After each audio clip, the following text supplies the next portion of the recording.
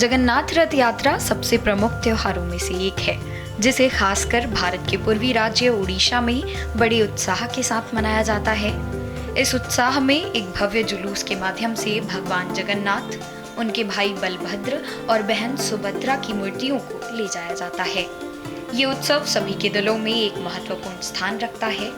लोगों का ये भी मानना है कि इस रथ यात्रा में भाग लेने से सौभाग्य और देवताओं का आशीर्वाद प्राप्त होता है। हम बचपन से हमारा पिताजी और दादाजी के साथ आकर एक काम किए थे। 4 साल जब था, अभी तो हमारा उम्र हो गया 50 साल हो गया, लेकिन हम करते हैं। ये जगन्नाथ के आशीर्वाद से हम जगन्नाथ का सेवा करते हैं, हमको आनंद लगता है और खुशी अनुभव लगता है। ये पीढ़ी जो परंपरा जो बोलते हैं, ये परंपरा का हम सेवक है। जो परंपरा से हमारा बच्चा लोग भी आते हैं काम सीखने के लिए और काम करने के लिए, क्योंकि हम भी छोटे से काम करते हैं, इसीलिए अभी हम करते हैं और छोटा बच्चा वालों को बोलते हैं करने के लिए। इस वर्ष जगन्नाथ रथ यात्रा आषाढ़ मास के शुक्ल पक्ष की द्वितीय तिथि को मनाई जाएगी।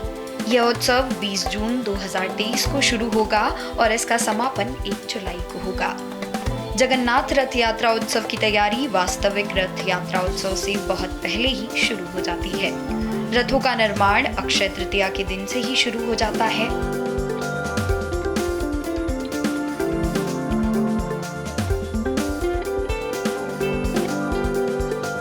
जब से जगन्नाथ जी हैं तब से रथ यात्रा का कार्य शुरू हो रहा है। ये सदियों पुराना है, जब से जगन्नाथ जी हैं तभी से ये रथ का काम बन रहा है। ये सब पारंपरिक हाथ हथियार से बनाए थे, कोई भी मशीनरी यहाँ से यूज़ नहीं होता। हम वंशानुक्रमिक सेवा है ये, हमारे परदादा करते थे, अभी हमारे बाबूजी करते हैं, फिर हमारे बारे आएगा, उसके बाद हमारे बच्चों की बारी का। इसी तरह ये वंशानुक्रमिक सेवा है। ये यहाँ पे काम करने के लिए आपको 5-7 साल यहाँ पे ट्रेनिंग लेना पड़ता है। जो नीचे की पीढ़ी है उन लोगों का हम काम सिखाते हैं। उसके बाद वो जब काम सही तरह से सीख लेते हैं तो यहाँ सेवा के लिए प्रजुज होते हैं। साड़ी पहनने के उनका विधि होता है। जगन्नाथ जी के सेवक के भाव में समर्पण होने के बाद ही यहाँ पे आप काम कर सकते हैं। तो आजकल सब बच्चे पढ़ाई लिखाई बहुत कर रहे हैं, नौकरी कर रहे हैं, तो उन लोग भी आके करते हैं, सेवा देते हैं। जरूरी है यहाँ की सेवा करना, क्योंकि आपके सिवा और कोई नहीं कर सकता। आपके घर के लोग ही ये सब करेंगे। तो पढ़ाई लिखाई के साथ ये काम भी हम उन लोगों को, बच्चों को सिखाते हैं कि हमारे बाद भी उन लोग यहाँ पे आकर काम कर सकें। हर साल नए रथों का निर्माण किया जाता है। यह वर्षों पुरानी परंपरा है, जहां शिल्प कौशल इस उत्सव के दौरान दिखाई देता है। अक्षय तृतीया से काम शुरू होता है। अक्षय तृतीया से लेकर 2 महीने तक काम चलता है। रथ यात्रा के पहले दिन यहाँ काम खत्म होता है। जो 3 रथ कंप्लीट होके यहाँ से जो महाराज हैं पुरी के, उनके द्वार के सम्मुख ये 3 रथ बनता है। और फिर श्रीगुंडीचा के पहले दिन और तीनों रथ को लेकर हम मंदिर के मुख्य दरवाज़ा, जो सिंह दरवाज़ा है, वहाँ पे लगाया जाता है। फिर अगले दिन उनको घोष यात्रा के लिए महाप्रभु जगन्नाथ, बलभद्र, माँ सुभद्रा रथ में विराजते हैं। फिर वो अपने मौसी के घर, यहाँ से लगभग 4 किलोमीटर दूर, मौसी के घर जाके 9वें दिन यात्रा संपन्न करके फिर 9 दिन के बाद वो फिर लौटते हैं सिंह द्वार के ऊपर। बता दें कि रथ निर्माण कार्य में कोई भी आसानी से भाग नहीं ले सकता, क्योंकि इस कार्य के लिए बकायदा संकल्प दिलवाया जाता है, तब जाकर वो इंसान इस कार्य का हिस्सा बनता है।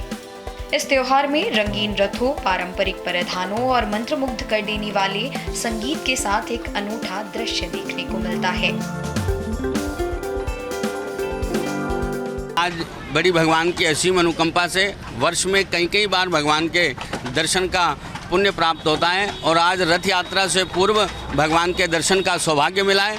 और आज देख कर के मन में बहुत असीम प्रसन्नता है कि आज के आधुनिक युग के अंदर भी ऐसी परंपरा से, जैसा यहाँ देखा, पूरा परिवार, एक कुटुंब, एक समुदाय भगवान के रथ का निर्माण करता है। बिना विश्वकर्मा युग के ये हमारे सारे जितना परिवारजन है उसी प्राचीन परंपरा से लकड़ियों को काट करके उसको आकार दे करके भगवान का रथ को तैयार करते हैं।